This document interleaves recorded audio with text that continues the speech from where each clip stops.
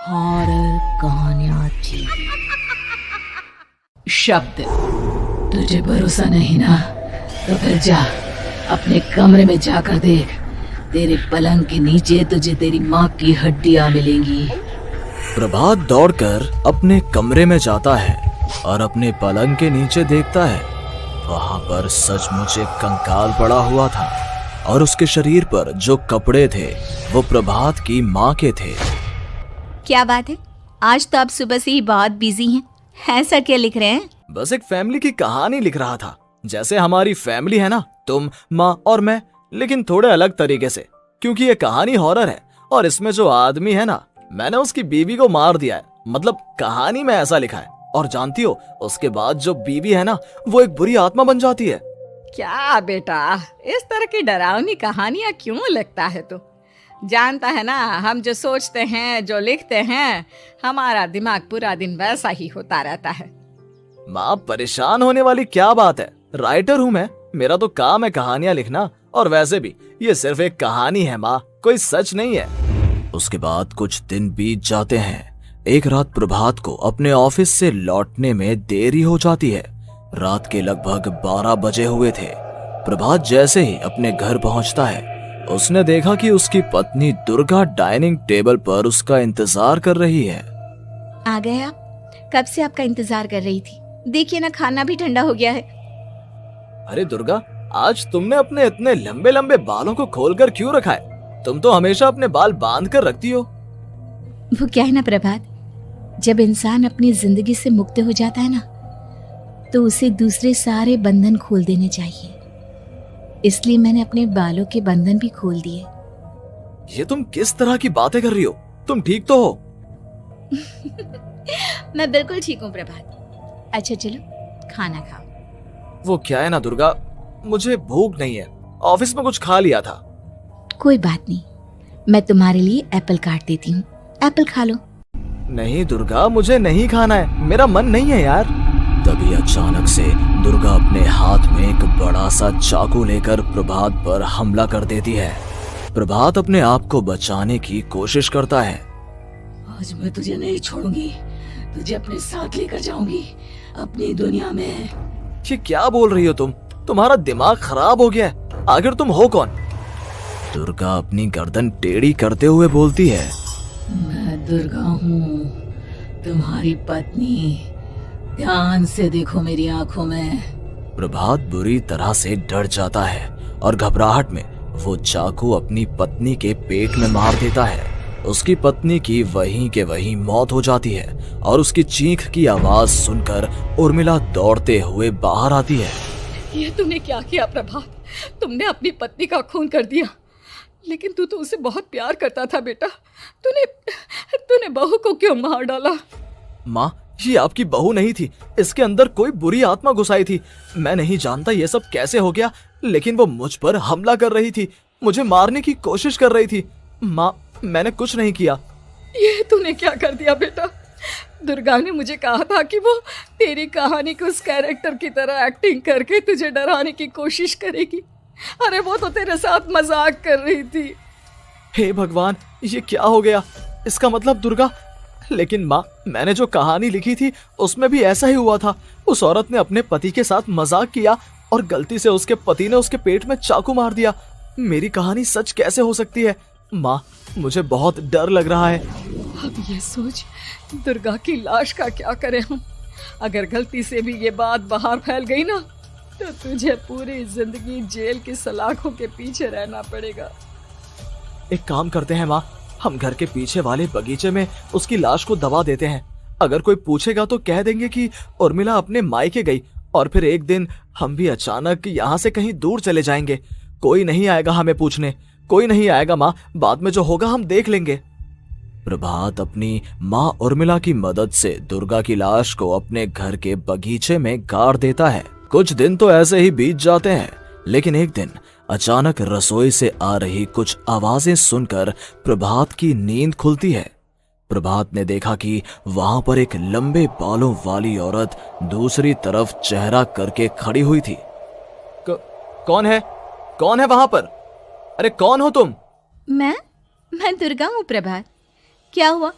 मुझसे इस तरह के सवाल क्यों कर रहे हो तुम? तुम दुर्गा नहीं हो सकती। दुर्गा तो प्रभात, मैं तुम्हारी पत्नी हूँ, तुम मुझे कैसे भूल सकते हो? 4 दिन के लिए मायके क्या चली गई, तुम तो मुझे भूल ही गए। अब अगली बार ना मैं कहीं नहीं जाऊंगी। पता चला तुमने तो मुझे पहचानने से ही इनकार कर दिया। नहीं, तुम दुर्गा नहीं हो सकती। तुम दुर्गा हो ही नहीं सकती। मैं जानता हूँ ये सब क्या हो रहा है। मैंने अपनी कहानी में लिखा था कि उस आदमी की पत्नी की मौत के बाद एक बुरी आत्मा उसका रूप लेकर उसके घर में आ जाती है। तुम वही हो ना? और अचानक से खूबसूरत दुर्गा का चेहरा काला पड़ जाता है। उसकी आंखें लाल हो जाती हैं और पूरे शरीर पर बाल, लंबे नुकीले नाखून, उसके दोनों पैर उल्टे हो जाते हैं और बेहद डरावनी आवाज में वो चिल्लाकर कहती है, बुरी आत्मा, मेरा खून करके मुझे अपने ही घर में गाड़ कर तू मुझे बुरी आत्मा कह रहा है? मैं तुझे छोड़ूंगी नहीं। और अचानक से प्रभात के घर में बेहद डरावनी आवाजें गूंजने लगती हैं। घर में चारों तरफ बहुत सारी बुरी आत्माएं नजर आने लगती हैं। प्रभात घबरा कर अपनी माँ को आवाज देता है, माँ कहाँ है आप? जल्दी आइए माँ, देखिए ना ये सब क्या हो रहा है। प्रभात ने देखा कि अचानक से उसकी माँ कमरे से दौड़ कर आती है। क्या हुआ प्रभात? और ये लोग कौन है? इन सब की गर्दन टेढ़ी क्यों है? इनके बाल खुले हुए। प्रभात, ये सब लोग तो मुझे मरे हुए नजर आ रहे हैं। हाँ माँ, ये सब लोग मरे हुए ही हैं और ये ठीक वैसा ही हो रहा है जैसा मेरी कहानी में हुआ था। लेकिन मेरी कहानी के हिसाब से तो आप भी। अचानक से उर्मिला का रूप बदल जाता है। वो भी एक डरावने साए की तरह बन जाती है और बेहद डरावनी आवाज में चिल्ला चिल्ला कर कहती है, मर गई तेरी माँ। जानता है, कल रात जब तू सो रहा था ना, तो मैंने उसके शरीर का सारा खून पी लिया। अब बस हड्डियां बची है उसके शरीर में। नहीं, ऐसा नहीं हो सकता। ऐसा बिल्कुल नहीं हो सकता। मेरी माँ नहीं मर सकती। तुझे भरोसा नहीं ना? तो फिर जा, अपने कमरे में जाकर देख। तेरे पलंग के नीचे तुझे तेरी माँ की हड्डियां मिलेंगी। प्रभात दौड़कर अपने कमरे में जाता है और अपने पलंग के नीचे देखता है। वहां पर सचमुच एक कंकाल पड़ा हुआ था और उसके शरीर पर जो कपड़े थे वो प्रभात की माँ के थे। माँ, अब मुझे कुछ करना पड़ेगा। लेकिन मेरी कहानी में लिखा था कि माँ की मौत मेरे हाथों से होगी, पर माँ तो पहले ही मर चुकी है और वो बुरी आत्मा मुझे भी मार देगी। नहीं, इससे पहले कि वो मुझे कुछ करे, मुझे उसका काम खत्म करना होगा। प्रभात अपने हाथ में बड़ा सा चाकू लेकर उस बुरी आत्मा पर हमला कर देता है जिसने प्रभात की माँ का रूप लिया हुआ था, और अगले ही पल वो नीचे गिर जाती है और उसके शरीर से खून बहने लगता है। ऐसा नहीं हो सकता। एक बुरी आत्मा के शरीर में तो खून होता ही नहीं है। तो क्या सच में मैंने अपनी माँ को मार दिया? लेकिन अभी कुछ देर पहले तो फिर वो कंकाल किसका है? और ये कौन है? मैं पागल हो जाऊंगा। और अपनी माँ की लाश, इसका मैं क्या करूं? लोग पूछेंगे तो मैं क्या जवाब दूंगा? तभी वहां पर दुर्गा का रूप लेकर जो आत्मा थी उसने प्रभात से कहा, गाड़ दे अपनी माँ को ले जाकर उसी जगह जहाँ तूने मेरा खून करके मुझे गाड़ दिया था।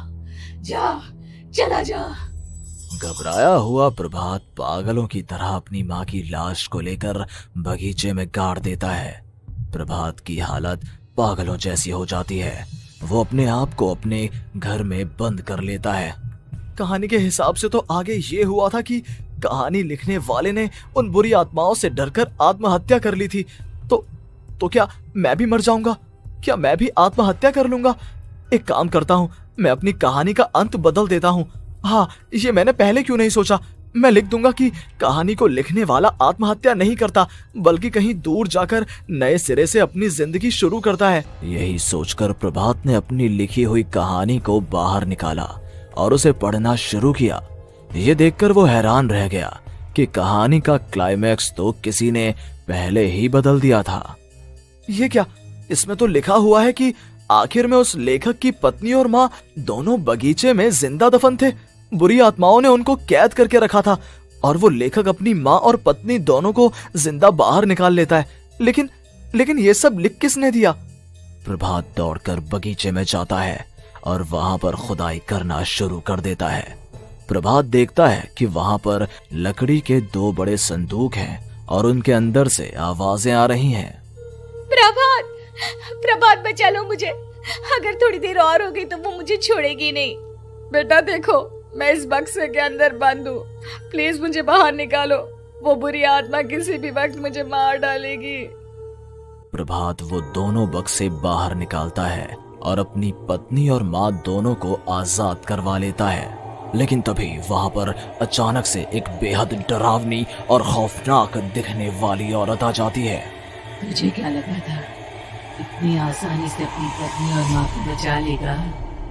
बस 5 मिनट और उसके बाद अमावस का चांद आसमान में आने ही वाला है।